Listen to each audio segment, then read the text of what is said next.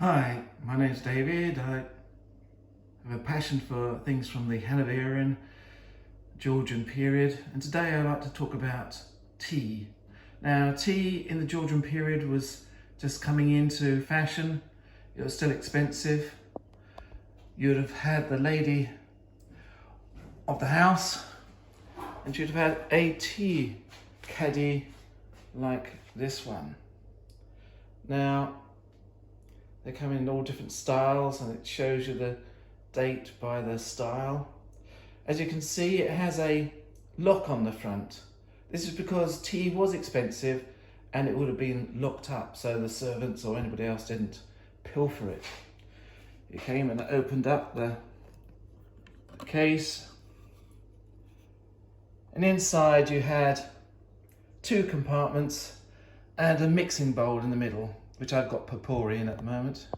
So you've had green tea in one side, black tea in the other, and you've mixed it in this mixing bowl.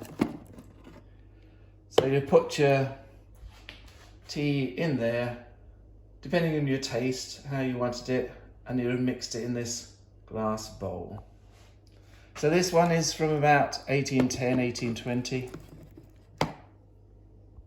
And the things I'm going to show you today, they're all from people of the middling sort, because people nowadays think that the majority of people in the West have always been rich, but it's not been the case. It's only been in the since last 100 years really, that we've had social security, pensions, sickness benefit and all the other trappings that we've been able to increase our wealth and have luxuries like TVs and radios, iPhones and what have you.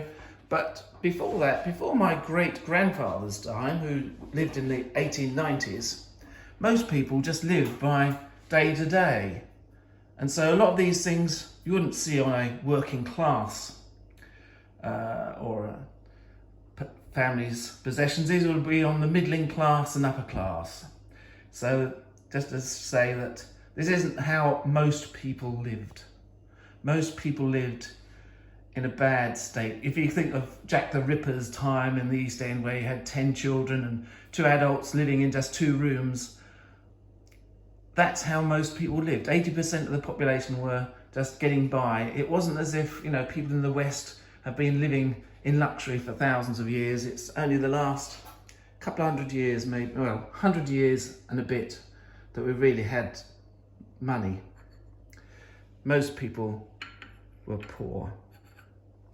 So here we have the original type of teacup. It's very traditional Chinese cup with no handle. So it's just a saucer, a bowl in a saucer. Now this one, I think, is probably English, but in the Chinese style. Hand painted on the front there.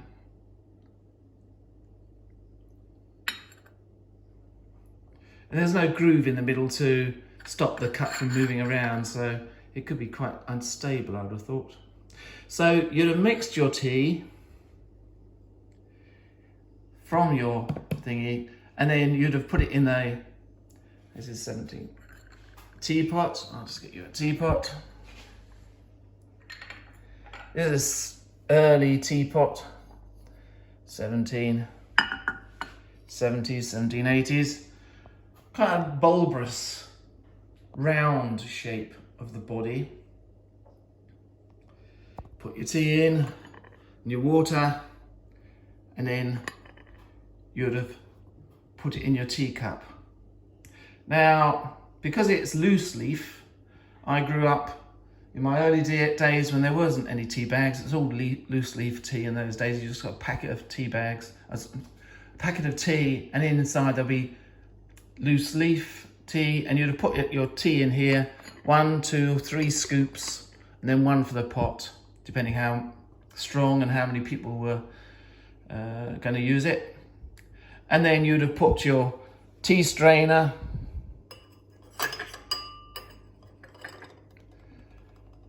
on your cup, and then you'd have used this to pour your tea and then collect your leaves in the tea strainer.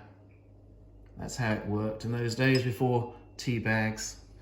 Now, in my day, we used to have teapots, and sometimes you had little woolly jackets that were put on, tea cozies they were called, which you put onto here you'd have a hole where the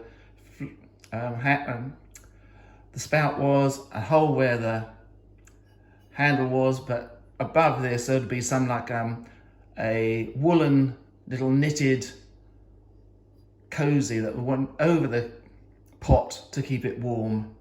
That was mainly more of a working class thing. I don't know if anybody in the upper class did that, because they would probably just get the butler or the servants to make you some hot tea if they needed it. I remember when I was young, I used to get a hot cup of, when I was 14, 15, when you're getting that growth spurt and you come home from school and you're really hungry, I used to have a whole pot of tea just to myself, 4 or 5 cups of tea with some bread and jam before even having tea, because, you know, remember those times when you had that growth spurt when you're about 14 or 15 and you're just hungry all the time. So the teapot design hasn't really altered at all. If you've got a teapot nowadays, not many people use teapots.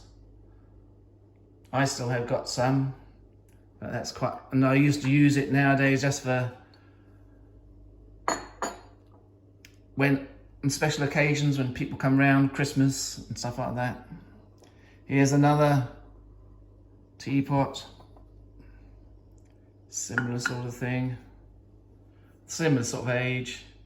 It's quite a lot of damage to this one, but it still shows you it's a teapot.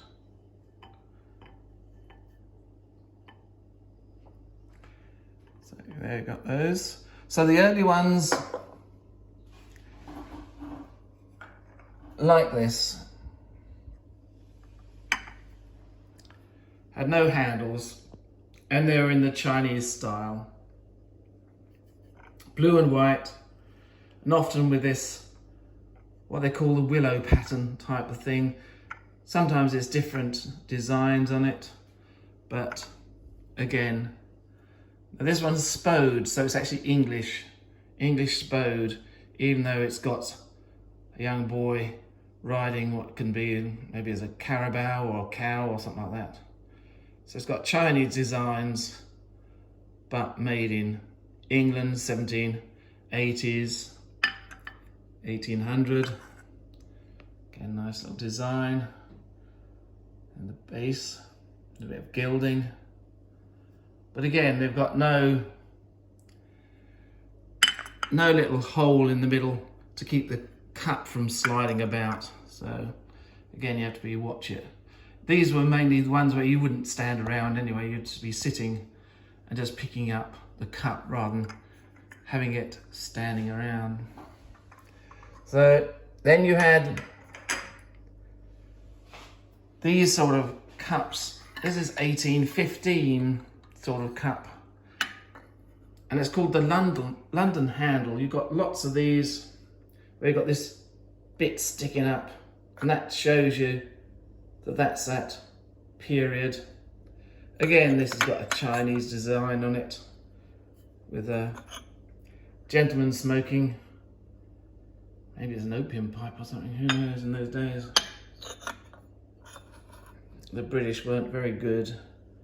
We sold the Chinese a lot of opium, which is really a bad thing, but people did what they did in those days. Sometimes you can't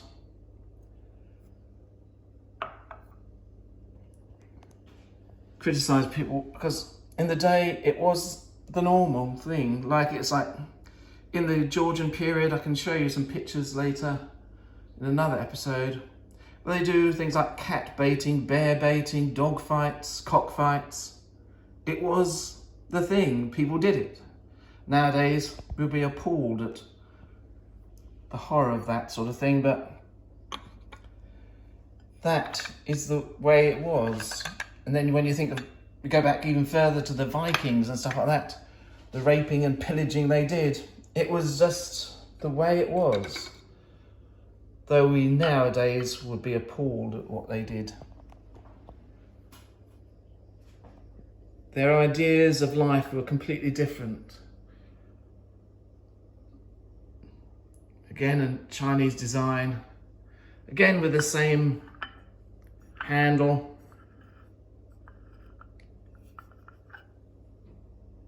Hand painted. Mark there. And this is called a trio. You got the saucer.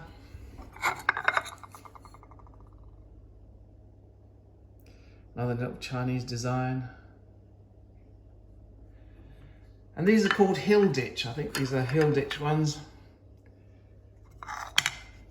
Nothing on the bottom of that. I think I have got one with the hill ditch and co on the bottom of it. Alright, it's this one here, the one I previously showed you with the guy and his pipe. On the base, it's got crown and H and S. I think that's a hill ditch one. So that's, again, it's a British one, though it's got a Chinese design on it. So there you had a cup and saucer and a small side plate. What I find interesting is how most of these have survived all that washing up. Not many of my cups would survive that long. And again, we've got a little triple, again, same sort of handle. Very modern design, this. Quite simplistic. A plant. Again, to be hand painted.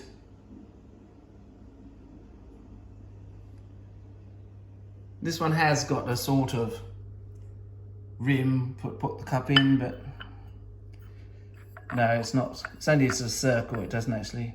It's not a dip. But again, you got the. This one is a trio, but it's got a teacup and tea saucer and a coffee cup. Now, coffee cups are usually thinner in the middle and taller, while teacups are wider and flatter. So that's how you tell the difference. Oh, I'll do.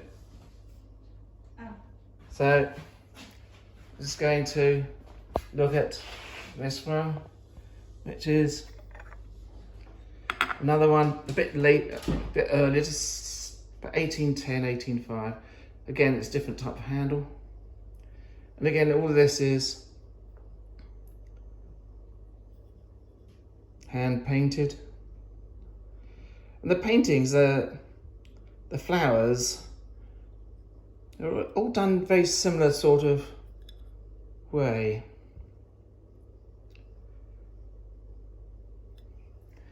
Again, you've got the three, you've got the cup,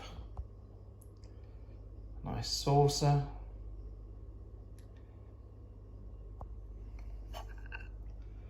And you've got a side plate. Nice tulips. Look at the detail on that. How they made it. And then later on you got the Victorian time. Well, this is a late Hanoverian period, but it's much more, you can see from the handle, it's a bit more ornate. Because the Georgians, you had and again the flowers, similar sort of painting design. It looks like they had a type of way of painting flowers. And this is sort of 1830s, right near the end of the Hanoverian Georgian period. And so you got the Georgians who made more simple design from when you had the early Georgian period coming from the Stuarts, where it wasn't all ornate, all Baroque. And you had all that very fancy stuff. And then the Hanoverian Georgian style was much more simple. Lines were much more fine, much more curves, but no frills. It was all done without frills. That one is a milk jug. This again is a nice milk jug. The period. And then again, you think of the painting going into that bird. They are pieces of art, even though it has got damage. Parts of it are still very beautiful. And then we've got some silver sugar tongs. Now in those days, sugar came in big chunks. You had a little small hammer to break it up, and then you put your little pieces of sugar into your tea. Now in my day, when I was growing up, you used to have sugar cubes, little small sugar cubes, and you used to say, do you want one or two or three cubes? But nowadays it's all just in a packet form. I'm not sure if you can still get those sugar cubes in the supermarkets anymore, but I'm not sure. But yeah, in those days, in my days, I'd have picked it up with my fingers, but in those days you had, because you're in a high society, you'd have used sugar tongs, and these are silver ones. On the next video I might go into looking at silver and how you can tell the date of British silver, hallmarks and stuff like that. That'd be another video. I'll also do another video on some more Napoleonic period straw work, some very fine work. I've got some. I'll then do one on coinage of the period, and one on some drawings of medical drawings. And then hopefully in 3 or 4 weeks, when it gets really nice, maybe during the Easter period when my daughter comes home, she can help me do some outside recordings. We're going to go to the Napoleonic War Redoubt, which is a big fort at Harwich, which I help out with. So we'll do a few videos of that. So if you enjoy this, please give us a thumbs up, subscribe, and look at my other videos if you haven't already. I've done a few now, and it's mainly on the Georgian period, and seeing that this is the time when we became modern. Instead of being society based on religion and the locality, it was becoming international and more based on reason and facts. We got the idea of the Enlightenment. Now, most of the kings and queens of the Enlightenment used it for their own benefit, but I'll talk about that later on another video. So I hope you've enjoyed this. Please give it a thumbs up and subscribe, and let's make the Hanoverian period accessible to more people. Thank you very much for looking. Bye.